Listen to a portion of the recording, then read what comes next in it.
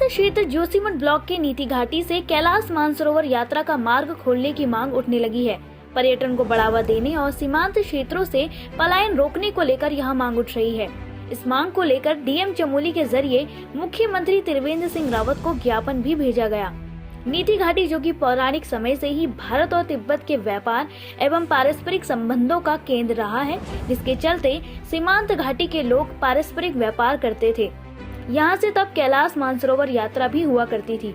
साल 1962 के युद्ध के बाद तिब्बत सीमा पर व्यापार और आवाजाही पूरी तरीके से बंद कर दी गई, लेकिन तब से लेकर आज तक इस मार्ग को खुलवाने के लिए किसी भी प्रकार की पहल नहीं की गई, जिसके कारण यहाँ के लोगों का रोजगार पूर्ण रूप से छिन गया है।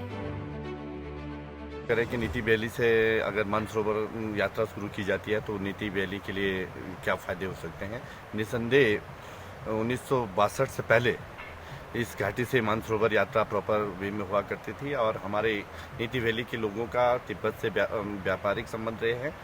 और परंतु चाइना अटैक के बाद 1962 के बाद ये व्यापार बंद हुआ है और जिससे यहाँ के लोगों के लिए आजीविका पे काफ़ी प्रभाव पड़ा है। और इसको देखते हुए ही भारत सरकार ने 1967 में नीति वैली के लगभग 18-19 विधानसभा को के लोगों को ये अनुसूचित जनजाति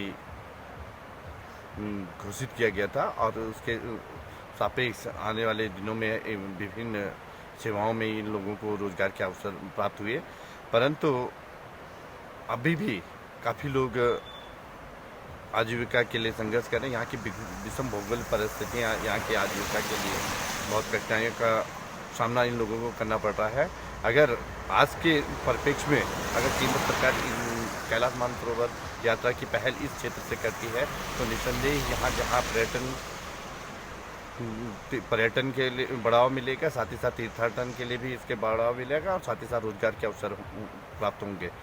62 के सापेक्ष जब रोजगार, शिक्षा, रोजगार के परिप्रेक्ष्य में काफ़ी लोगों का प्लान हुआ है, ये प्लान भी रुकेगा और आने वाले दिनों में यहाँ समृद्धि रहेगी, लोग स्वरोजगार से जुड़ेंगे, इको टूरिज्म से जुड़ेंगे, आजीविका के अगर साधन इस क्षेत्र स्थानीय स्तर पर उपलब्ध होंगे तो निसंदेह ही प्लान रुकेगा।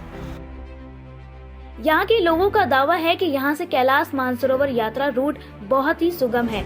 साथ ही यहाँ से कैलाश मानसरोवर की यात्रा करने में भी कम समय लगता है। यहाँ के स्थानीय निवासियों का कहना है कि जिस तरह से सरकार सीमांत क्षेत्रों से पलायन रोकने के लिए कई दावे कर रही है, तो उस दृष्टि से यहाँ होने वाले पलायन को रोकने के लिए यहाँ से यात्रा की शुरुआत की जानी चाहिए। इस यात्रा के शुरू होने से यहाँ के पर्यटन को बढ़ावा तो मिलेगा ही, साथ ही यहाँ के युवा रोजगार के लिए अन्य जगहों को रुख नहीं करेंगे। सुप्रभात सभी को, मेरा नाम दीपक चौहान है। उत्तराखंड की जो ड्राफ्ट टूरिज्म पॉलिसी है उसके अकॉर्डिंग सरकार ने डिफाइन किया है कि नए टूरिज्म प्लेसेस को जो है आइडेंटिफाई किया जाए और वहाँ पे टूरिज्म एक्टिविटी को बढ़ाया जाए। इसी तर्ज पर नीति घाटी के लोगों का कहना है कि हमारे यहाँ से कैलाश मानसरोवर का जो रूट है वो बहुत सुगम भी है और बहुत नियर भी है।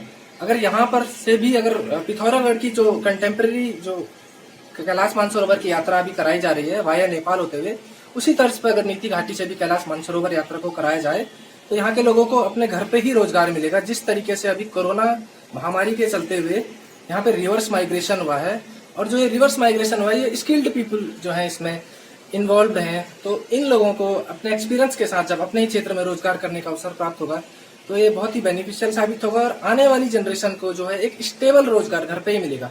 इसके अलावा जो है यहाँ पर इस क्षेत्र के लोगों का जो है भोटिया जनजाति का कल्चर के तौर पे देखा जाए तो बहुत ही रिच कल्चर है। इनके खुद के जो प्रोडक्ट्स होते हैं, इनके जो हैंडीक्राफ्ट्स होते हैं, इनको भी बढ़ावा देना बहुत जरूरी है। अगर हम यहाँ पर ध्यान दें, सरकार इस पे ध्यान दे और इनकी डिमांड को जो है फुलफिल कर दे तो हम एक कल्चरल के एस्पेक्ट को भी हम जो है इसमें बचा सकते हैं। और जो हमारे संविधान की प्रस्तावना है जिसमें कहा गया है कि अगर जस्टिस है तो सोशल जस्टिस जो इन लोगों को ऑलरेडी डिलीवर्ड है, बहुत सारे आर्टिकल के जैसे आर्टिकल 15 और 16 के थ्रू एम्प्लॉयमेंट में इनको सोशल जस्टिस मिला हुआ है, लेकिन जस्टिस सोशल के साथ साथ जो है इनको इकोनॉमिक और पॉलिटिकल जस्टिस भी मिलना बहुत जरूरी है।